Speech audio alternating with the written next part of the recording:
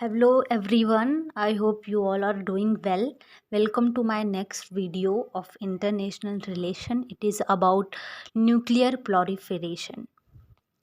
I am just discussing the topic, very specific topics, because I just told you all guys that I am just doing this because of my exam. I am preparing for my exam, and I think teaching can make us very proficient in learning the uh, all the concept very well.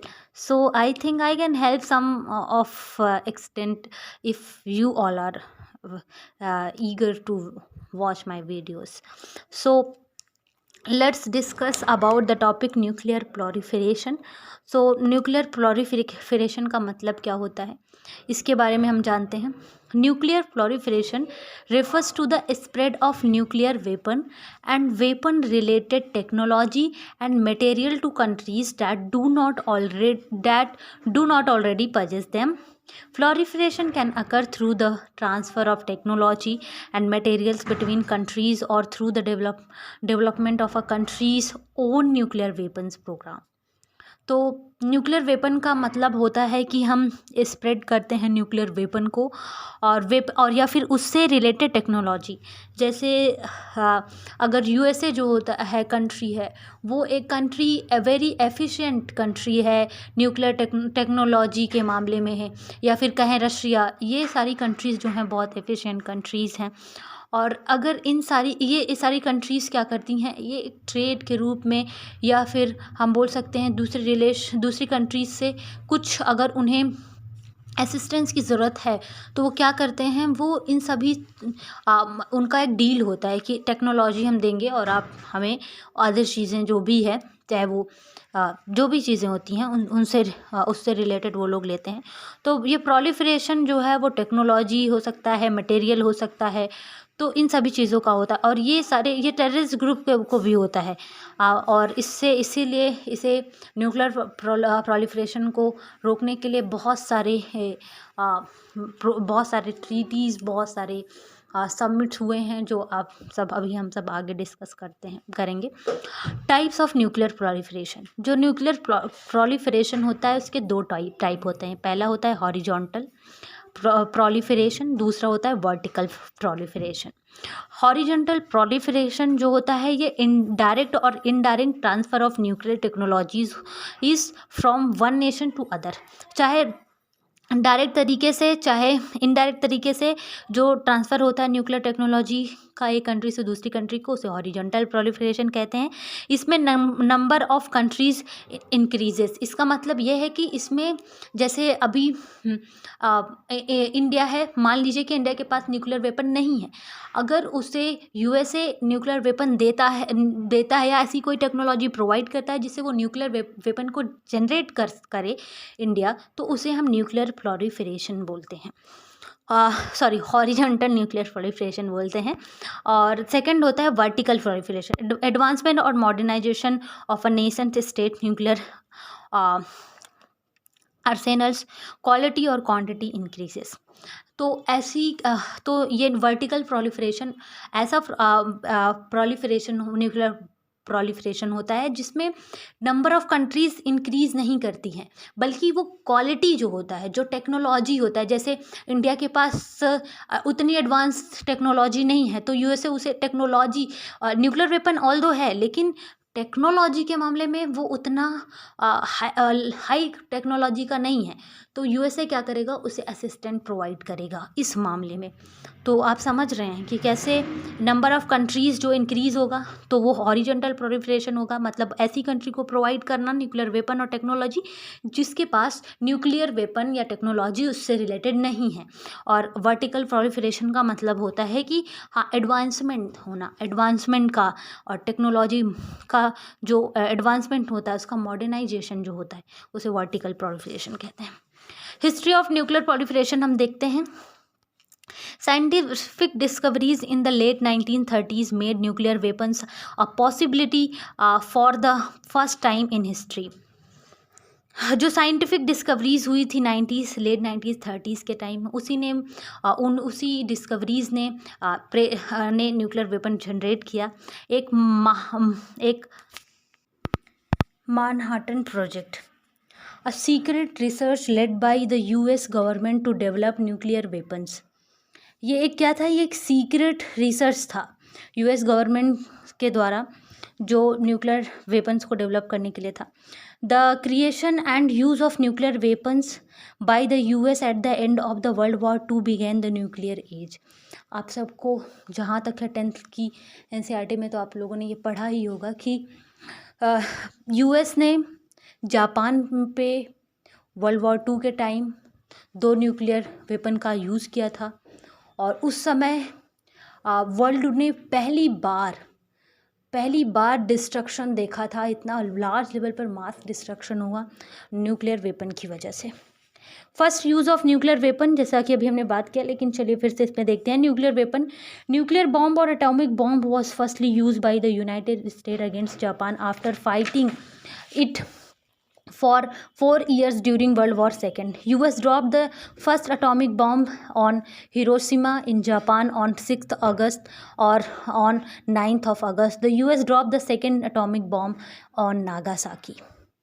तो ये जब atomic bomb का इन लोगों ने use किया US country ने, तो Japan ने क्या किया, सरेंडर कर दिया उस टाइम, क्योंकि इतना लार्ज लेवल पर डिस्ट्रक्शन हुआ, इतना कुछ लॉस हुआ, इकोनॉमिक लॉस हो, इन्वायरमेंटल लॉस हो, सोशल लॉस हो, चाहे कितने लाखों लोगों की इसमें जान गई।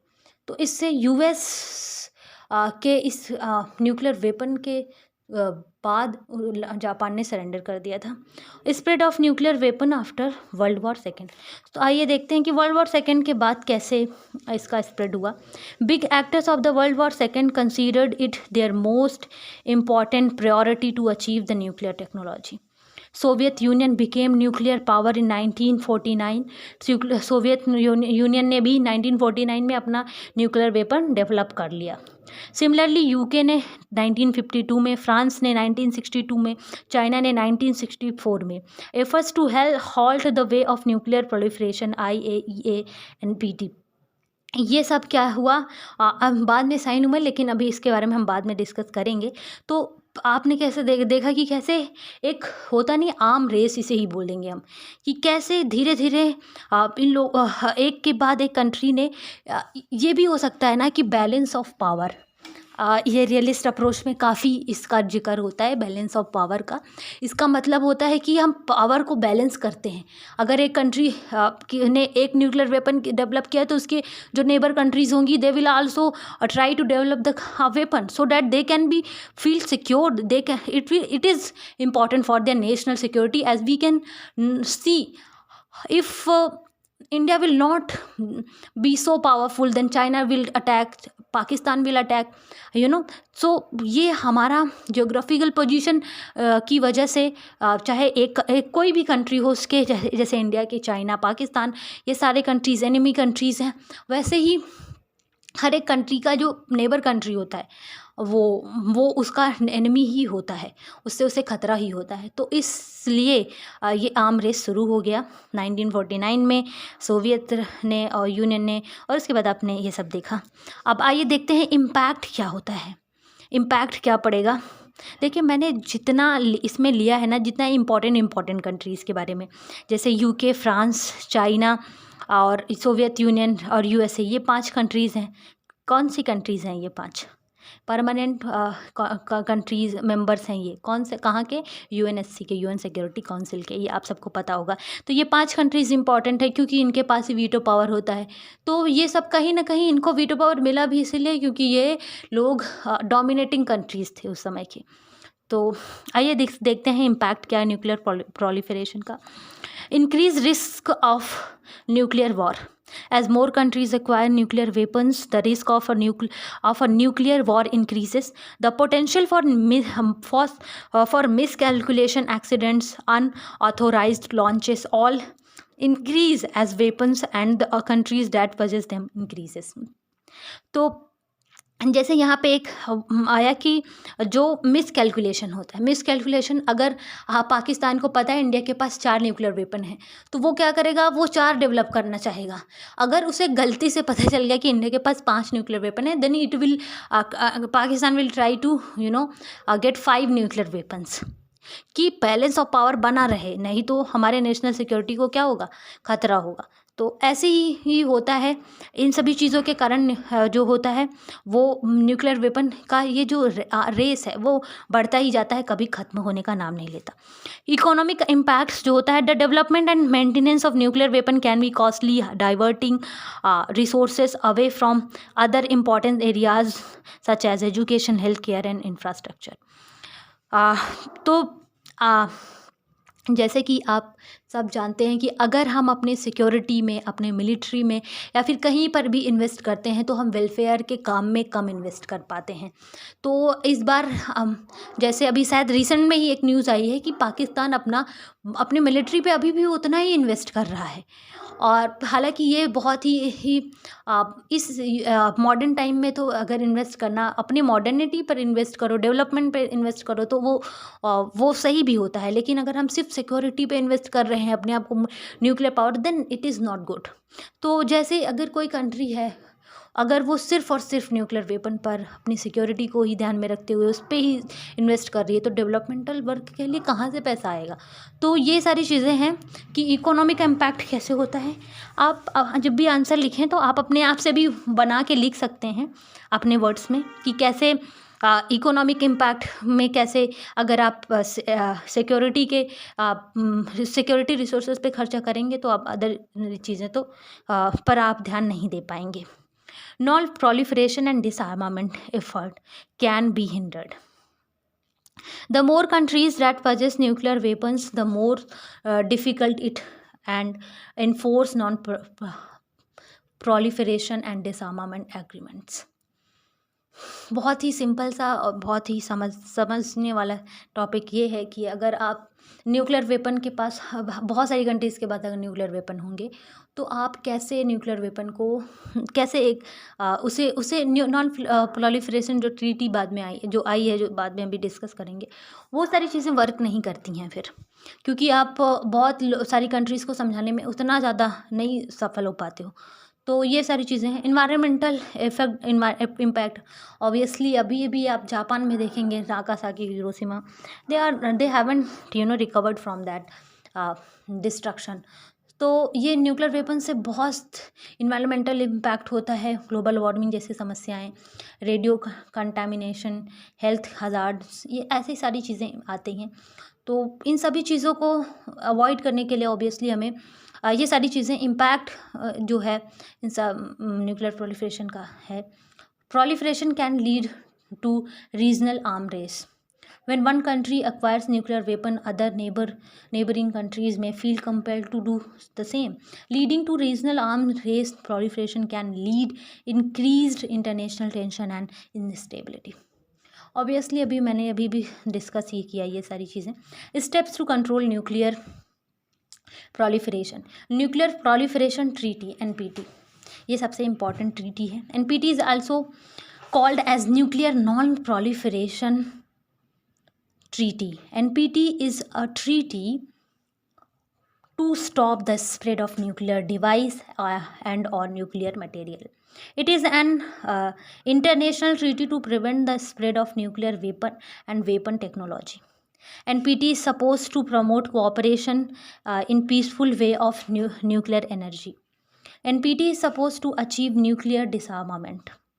कि ऑब्वियसली लेकिन ये सब पॉसिबल नहीं हो पाया, न्यूक्लियर डिसआर्मामेंट तो पॉसिबल ही नहीं हो पाया।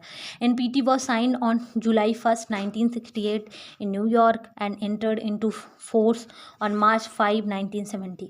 NPT recognise 5 country states as nuclear are states, US, UK, Russia, China, France. तो ये वही 5 कंट्रीज़ हैं जो परमानेंट मेंबर्स हैं। इन्हीं को ये न्यूक्लियर जो स्टेट्स हैं, इन्हीं NPT इन्हीं कंट्रीज़ को मानती है बस।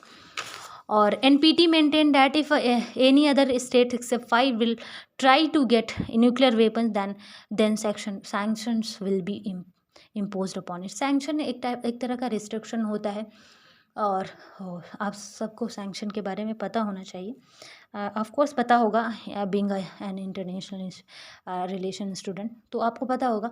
नॉन सिग्नेटरी ऑफ, तो अभी ये बाद में देखते हैं। तो हमने कैसे देखा कि नॉन प्रोलिफरेशन ट्रीटी आई, ये भी न्यूक्लियर नॉन प्रोलिफरेशन के लिए हुआ था, और इसका इस ये 1968 में ये साइन हुआ ये treaty.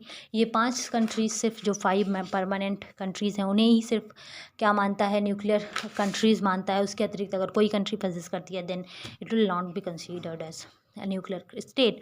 Non signatory countries India, Pakistan, Israel, North Korea, South Sudan, ये सारी कंट्रीज़ जो थी ये सारी एनपीटी को साइन नहीं किया, इन लोगों ने नहीं किया, क्योंकि ये सब अभी रिसेंटली इन्हें इंडिपेंडेंस मिला था 1947 में, इंडिया को 1968 में ये, और उसके बाद इंडिया जो 1965 में ये सारे जो ये वॉर हो रहे थे, India Pakistan, India China war, ये सबसे India was very not very sure that it will, ये श्योर नहीं था कि अगर हम न्यूक्लियर वेपन नहीं पजेस करते तो आप हमारी हेल्प करेंगे। तो इंडिया को था कि ये हमारी नेशनल सिक्योरिटी के लिए बहुत ही ज़रूरी है कि हम न्यूक्लियर वेपन पजेस करें, और हम इस ट्रीटी को साइन नहीं करेंगे। Criticism, fail to achieve the goal of disarmament, did not set any time for the nuclear weapon to get rid of. India ने एक बात ये भी कही थी कि अगर आप अपने न्यूक्लियर वेपन को क्या करेंगे, अपने आप न्यूक्लियर वेपन को डिस्ट्रॉय करेंगे तभी हम भी न्यूक्लियर वेपन नहीं पजेस करेंगे। लेकिन ये सारी कंट्रीज डिस्ट्रॉय करने के लिए रेडी नहीं हुई, तो इंडिया ने भी फिर ये क्या कहते हैं, इस ट्रीटी को साइन करने से मना। एक चीज़ इसमें और आती है कि इसने हॉरिजॉन्टल प्रोलिफरेशन को तो रोक दिया, लेकिन इस ट्रीटी ने वर्टिकल प्रोलिफरेशन को मना नहीं किया। वर्टिकल प्रोलिफरेशन वही मतलब यही है ना कि मॉडर्नाइजेशन इनके वेपन्स में होता रहेगा, लेकिन इंडिया ना पजेस करे, तो इंडिया के लिए तो ये तो ख़राब ही था ना। तो फिर इसीलिए इंडिया ने कहा हम ये ट्रीटी नहीं साइन करेंगे, क्योंकि ये हमारे नेशनल सिक्योरिटी के अगेंस्ट है। डिड नॉट सेट, और क्रिटिसिज्म इसका था, did not set any time for the nuclear weapon to get rid of, no deterrence for countries to stay in treaty, divided world between haves and haves not. Obviously have nots में divide कर लिया India. उस समय जितने भी countries के पास नहीं था उन्हें हैव नॉट्स, वो ऐसा फील कर रही थी कि हम लोग तो वीक हैं, हम लोग वैसी कंट्रीज़ हैं जो जिनमें स्टेबिलिटी नहीं है, because they didn't have nuclear weapons. तो इन्होंने इसीलिए कुछ कंट्रीज़ ने बाद में डेवलप किया। आइए देखते हैं कि हम अभी क्या पढ़ रहे थे, हम ये पढ़ रहे हैं ना कि स्टेप कैसे, तो एक स्टेप एनपीटी हो गया, दूसरा स्टेप देखते हैं international atomic energy agency IAEA।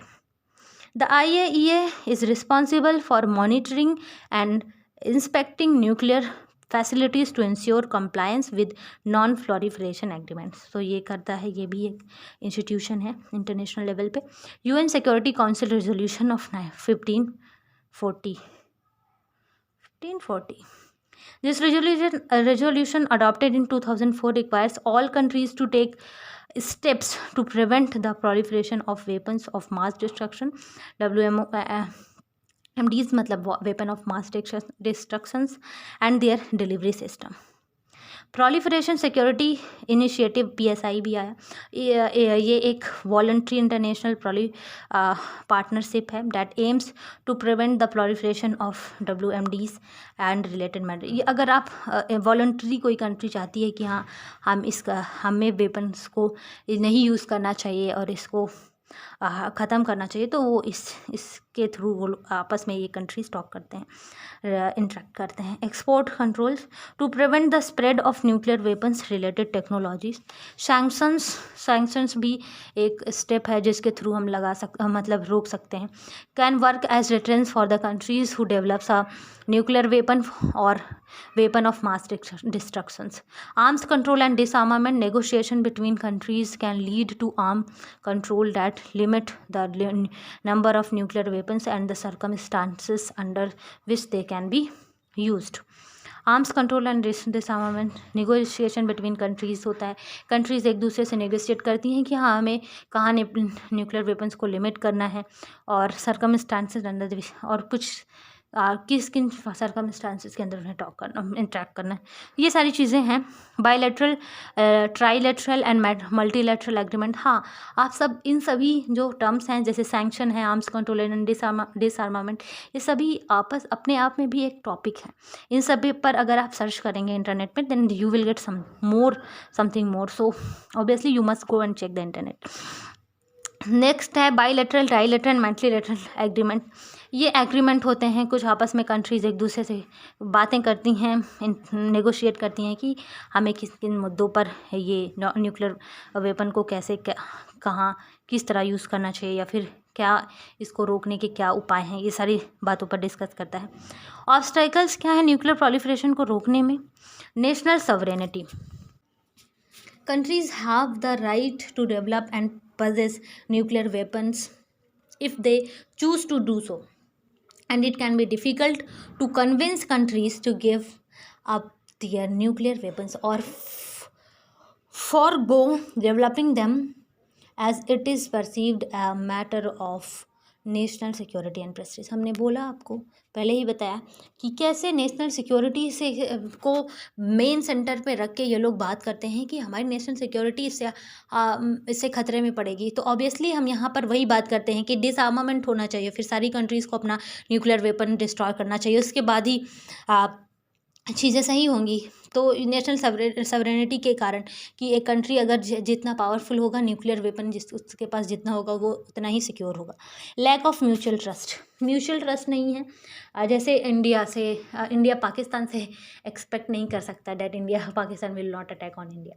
Pakistan कुछ ना कुछ ऐसा करता रहता है जिससे इंडिया को बार बार अवेयर रहने की ज़रूरत होती है। And obviously now a big threat for India is China से भी उसको बहुत सारी बार उसे बेट्रायल मिल चुका है, इसलिए वो भी उससे भी डरती है।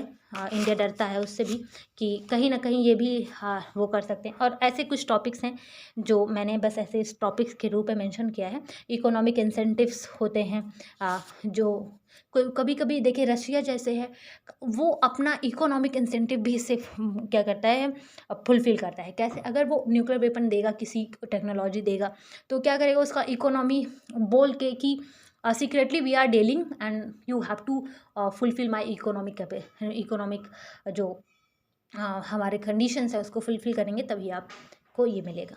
तो ऑब्वियसली हम देखते हैं कि इकोनॉमिक इंसेंटिव होता है, मतलब आप हमें गन दें, हम आपको उतने पैसे देंगे जितना कि एक नॉर्मल मार्केट में मिलेगा, जिसमें रूल्स रेगुलेशन भी लगेंगे, उससे ज़्यादा पैसे देंगे।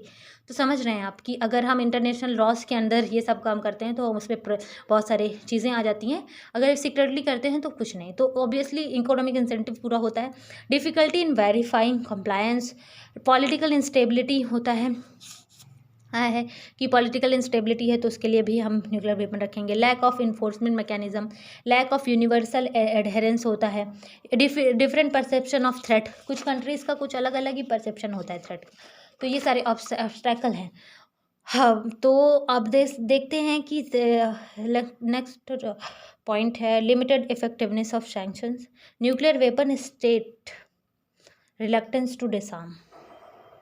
वो न्यूक्लियर वेपन स्टेट अपना क्यों भैया वो देंगे, अपना डिसआर्मामेंट के लिए क्यों राजी होंगे? वो सोचते हैं कि हम इसी से तो महान बने हैं, we are great by this.